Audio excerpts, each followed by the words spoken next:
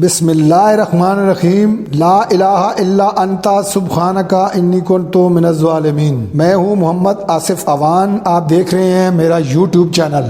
نون league کا ticket لینے کے لیے کوئی امیدوار سامنے نہیں آ رہا۔ سب کو ڈر لگا ہوا ہے کہ عوام کے سامنے جا کر اپنی عزت کا جنازہ نکالنے سے بہتر ہے ٹکٹ لینے سے ہی انکار کر دو۔ اپنے آپ کو شیر کہنے والے سرکس کے نقلی شیر اب تندور کے نشان سے الیکشن لڑیں گے۔ ان لوگوں نے اپنی ہی بادشاہت قائم کی ہوئی تھی، اللہ نے ان لوگوں کو دنیا میں ہی ذلیل کروا دیا ہے۔ جب سے یہ لوگ زبردستی کی حکومت پر قابض ہوئے ہیں، لوگوں کی اپنے گھروں میں بھی عزتیں محفوظ نہیں، سیاسی مخالفین کے گھروں پر حملے کروا رہے ہیں۔ یہ لوگ مسلسل ظلم اور بربریت کی مثالیں قائم کرتے جا رہے ہیں۔ یہ ناجائز حکمران لوگوں کی عزتیں اچھال رہے ہیں۔ ان ظالموں پر بہت خطرناک وقت آنے والا ہے۔ کون سے مہذب معاشرے میں ایسا ہوتا ہے اپنے سیاسی مخالفین کے گھروں میں پولیس گھسا کر گھروں کی خواتین سے بدتمیزی کی جائے؟ جن لوگوں نے انصاف دینا تھا ان کو اپنی کرسیوں کی فکر پڑی ہے، اب کہیں بھی سو موٹو ایکشن نہیں لیا جا رہا۔ اتنا ظلم ہوتے دیکھ کر بھی تمام عدالتیں خاموش ہیں۔ عدالتی آرڈر کو ردی کی ٹوکری میں پھینکا جا رہا ہے۔ ملک میں امن امان مکمل طور پر تباہ ہو چکا ہے۔ تمام سرکاری ادارے ان کرپٹ حکمرانوں کی انگلیوں کے اشاروں پر ناچ رہے ہیں۔ کسی کی بھی چادر اور چاردیواری کے تقدس کا خیال نہیں کیا جا رہا۔ سرے عام لوگوں کی عزتیں اچھالی جا رہی ہیں۔ اسی مریم نواز کو کرپشن پر جب نیب نے بلایا تھا تو یہی لوگ اپنے کپڑے پھاڑ پھاڑ کر شور مچا رہے تھے کہ مریم نواز قوم کی بیٹی ہے اور اس سے مرد افیسر تفتیش کر رہے ہیں، مگر آج لوگوں کے گھروں میں پولیس گھس رہی ہے اور لوگوں کی عزتوں کا جنازہ نکال رہی ہے، مگر اب کوئی بے شرم بولنے کو تیار نہیں۔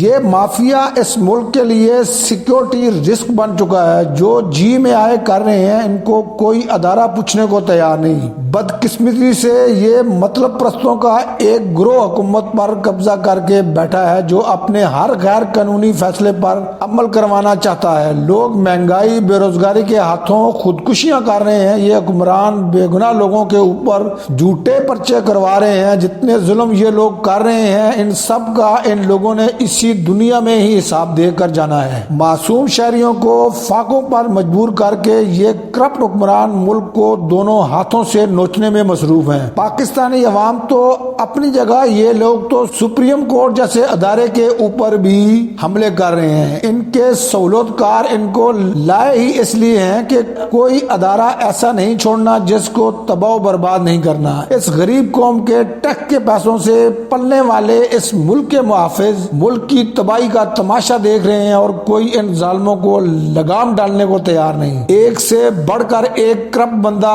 اسمبلی میں بیٹھ کر ہمارے مقدر کے فیصلے کر رہا ہے۔ ایک عمران خان کی دشمنی میں یہ نائل حکمران ساری قوم کو سزا دے رہے ہیں۔ اپنی 1100 ارب روپے کی لوٹ مار ختم کروانے کے بعد اب یہ لوگ مزید لوٹ مار میں مصروف ہو چکے ہیں۔ 3 سال عمران خان نے ان کی لوٹ مار پکڑنے میں لگا دیے اور ان لوگوں نے آتے ہی سب کیس ایک جھٹکے میں ختم کروا دیے اور جتنے گواہ تھے سب ایک ایک کر کے دل کا دورہ پڑنے سے اس دنیا سے ہی رخصت ہو گئے۔ ان میں سے کسی ایک کو بھی دل کی بیماری نہیں تھی۔ عمران خان کی حکومت آنے کے بعد یہ کیس بھی دوبارہ اوپن ہوں گے۔ کیسے ان کی کرپشن کے گواہ دل کا اٹیک ہونے سے مرے، جن میں سے ایک FIA کا قابل افیسر ڈاکٹر رضوان بھی تھا جس نے ان لوگوں کی کرپشن اس قوم کے سامنے رکھی تھی۔ ان حکمرانوں کے پچھلے دور حکومت میں نہ جانے کتنے ہی بے گناہ لوگوں کو جیلی پولیس مقابلوں میں مارا گیا ہے۔ ان لوگوں کو